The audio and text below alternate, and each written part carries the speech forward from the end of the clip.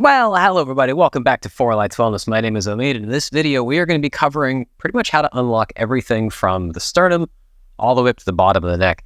And if you've had neck pain for a long time, or if you've had those kind of golf ball sized knots in your traps, this is really going to help out.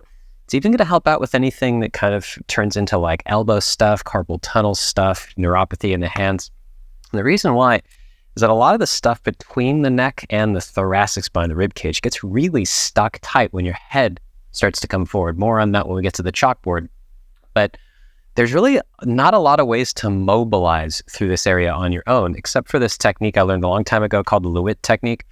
I take it sitting, and I call it Lewitt 2.0, just simply because if I relax my pelvis and I start to go through the Lewitt, palms forward to start, inhale, exhale, and turn one palm down, one palm up, and I go to the side, and I just relax. And I keep going, keep going, keep going. You'll see my pelvis starts to move a little bit. So when we're sitting, I'm going to roll my pelvis into a neutral position. I'm going to push my tailbone into the ground, get really, really, really tall. And now what I'm going to do is the same thing. Palms forward to start, inhale, exhale, and rotate. Really reaching those arms as far out as I can. What I feel is now all of the mobilization, all of the stretch, all of the kind of lengthening of these tissues up here is really focused on that sternum up. So I inhale and then exhale, come into the side through here. This side's tighter because my left arm tends to be tighter. Really the palm that's going up is the side you're stretching more, but my legs are active here, really trying to be a foundation for the upper body as I'm trying to get through this. Inhale again, and then exhale over. And because this is a mobilization, we're going to do this 20 total times. And one of the other common faults that happens here, especially if you fly a desk for a living, what happens is as people start to get through this, they'll get tight. They'll start to bunch up their traps through here. The head will start to come forward. There's a lot of compensations that start to happen because of this kind of tension that we start to develop. So couple tips with this, really trying to keep the crown all the way up to the ceiling, pushing that tail all the way down into the chair or floor or whatever you want to do this on with the hips active, really tight. Inhale, exhale, turn the palm down, palm up, look towards the palm that's down. You're really trying to feel like you're almost being pulled apart by two horses on either side of you or whatever other four-legged animal that wants to pull on you. Inhale again. And then exhale over. And this just starts to mobilize that CT junction, that cervical thoracic junction. It helps to open up the ribs, the diaphragm, all of that stuff. We'll get more into that when we get into the chalkboard section, so stick around for that. So here on this side of things, I've got this nice, happy, healthy person with a beautiful curve in the cervical spine, the thoracic spine, the lumbar spine. And when those three curves kind of match each other, roughly around 30 degrees each, the pelvis itself from the top down starts to kind of sit fairly level, plush, and plumb with this straight line. Gravity goes straight through the body, and everything's hunky-dory. There's no real problems. And to some effect, you can have a forward head for short amounts of time.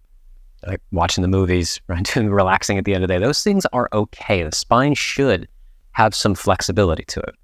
The challenge comes when we're forward head for longer than any, let's say 3, 4, 5 hours at a time without taking breaks.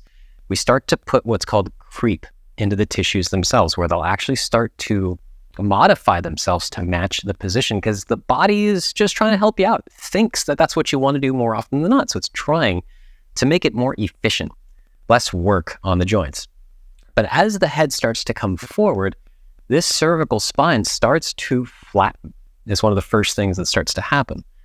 And what that does is it doesn't just happen by itself. The upper back starts to round with it, and you'll see this kind of straightening that happens through here into the trap. With that thoracic flexion and forward head flattening of the neck, we start to get this interesting pinch at the spinal cord. I'm not going to get deep into that cervical anatomy, but that C6 vertebrae can really get pinched really hard here. Now, what that ends up doing is it starts to actually make the psoas get super long, super weak, and super tight. That also connects to the diaphragm, so it starts to make your diaphragm not be able to contract completely. That's a big problem for a lot of people these days. And this loss of extension of the thoracic spine will People don't look like this when you kind of looking at them. They don't look like this when they're walking around. They pull the head back from the lower back, actually starting to go into too much pinching, their extension. So this pinching at the cervical is actually causing the lumbar stuff that a lot of people have pain with. Well, we're going to get into, again, why this Lewitt 2.0 really fixes this a ton after I go through this. But if this second thing has been going on for long enough, the body then still is trying to help you out. It's starting to try and say, how do I make sure that this spine in its compromised state at least stays a little bit stable, has some strength, some security to it? And what it does is it starts to actually thicken the tissues of the back of this lower cervical and upper thoracic, this dowager's hump you see with a lot of people. They'll get this kind of big fatty thing that starts to come up through here. And that also tends to lead to a lot of those trigger points, these golf ball sized knocks in the neck. It's not that they're, stressed out. It's that their system is trying to protect them, to hold them up like Pinocchio strings, just to hold you up and walk you around. When that starts to happen, this thoracic spine starts to get stuck into this overflexion. The lumbar spine starts to get stuck into its hyperextension, but not universally through this. It's not that L1, L2 actually do it. It's kind of specifically at this L4, L5, L5S1 junction, right? The most common problem people have these days, I've treated hundreds of cases of this, is that L4, L5, L5S1 stenosis that people start to get because of this migration forward of the head.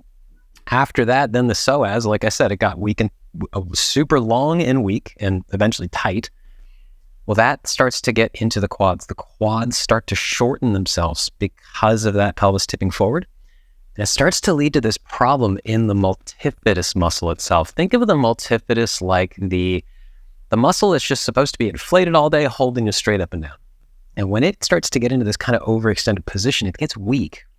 So now we start to get this fat kind of depositing itself into the muscle, trying to inflate it like a water balloon instead of just having that pressure in the muscle. And you start to feel these little nodules that come up. Some people who get so bad with this, you'll actually start to feel these kind of calcified fatty deposits in the back of their spine. And you're like, what is this? Like, is there an almond in there? Sometimes it's even as long as a couple of inches.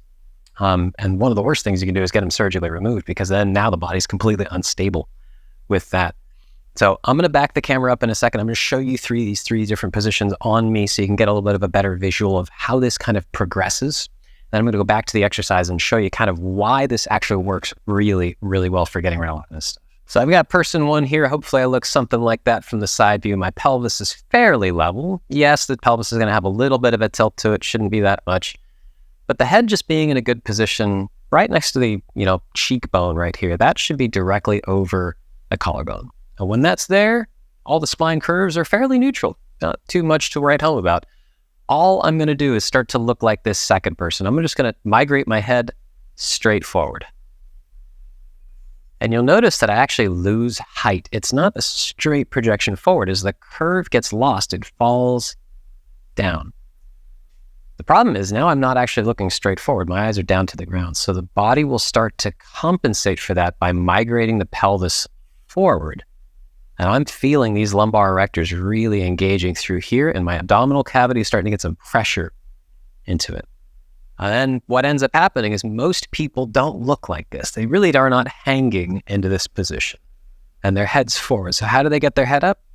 They tip the pelvis, they arch the heck out of this lumbar spine through here, and they actually will flex further forward with their upper back, just like this. And you can see how this will actually lengthen and weaken the abdominal wall. All this, visceral stuff, all of the fat that we have in our body starts to actually push against this abdominal wall. And it even starts to lead to some constipation issues as we're getting through this. But you can see this hyper pinching that's happening here and this kind of divot in my neck right through here. That's where the body starts to try and protect itself because it feels those bones going backwards. It says, don't do that. That's not good for business. And it'll start to thicken all of this stuff up. The challenge is when those tissues start to get thickened, it's really, really hard to just do this from a manual release position. You actually have to get into the tissues that are between the spinal cord itself. Me as a manual therapist, I can start to get into there. I can scrape some of this stuff out. I can do a lot of manual trigger point release in that area to loosen up those tissues. But you at home, you can't do that on yourself very easily. So that's where this Lewitt technique really comes in handy. I'm going to do it standing, and I'm going to do it backwards so you can kind of see what's going on in this spine. Just pay attention kind of right through here, right between the shoulder blades up to the base of the neck as I go through. I'm really trying to keep my legs locked up so my pelvis doesn't move. I'm spreading and reaching with the arms, turning the left one down really, really, really far. And you should see that shoulder blade responding. You should see the collarbone moving forwards as that first rib starts to get some torque onto it. The other palm really rotating up and up and up as that shoulder blade starts to tip down and back. And you'll already start to see the contortion of my rib cage. And then I rotate the head on top of that. And you'll see this counter rotation that just almost like a wet towel being wrung out really starts to get through that. That dowager's hump is just a lot of tissue, which means there's a ton of water and tension in there. As I breathe in again, exhaling over, doing this, and you'll see all the opposite stuff on the other side. And you'll also probably see I can't go this far on this side.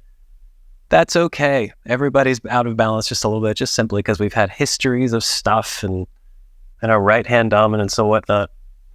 But working on this, especially if it's really bad, if you have that hump, working this 20 times, twice a day, you'd be surprised in a couple weeks, a lot of this issue starts to go away. And so many times I'm working with people with neuropathy, carpal tunnel, golfer's tennis elbow. A lot of that stuff is just simply from the head being forward. And the last thing I'll say in this video, I can prove it. This is one of those special check tools that I've picked up in my time with the Check Academy. And this is basically how I measure forward head to actually quantify it and show how quickly these things can change. And especially as the position of the head comes backwards, I can measure the thoracic spine as well. And I start to ask people, I'm like, hey, I get all the numbers, but how do you feel? And they're like, oh my God, I feel so much better. I feel taller. I feel more open. I feel like I can actually expand my rib cage and breathe. And most importantly, I'm not as stressed out in life because of it. Because when you can't breathe, doesn't matter what you're consciously thinking about. Your nervous system is screaming at you to make sure that you're going to survive. And that's one of those big threat things that causes a lot of stress, even though you're trying to do all the right things, just because you're spending too much time with your head forward.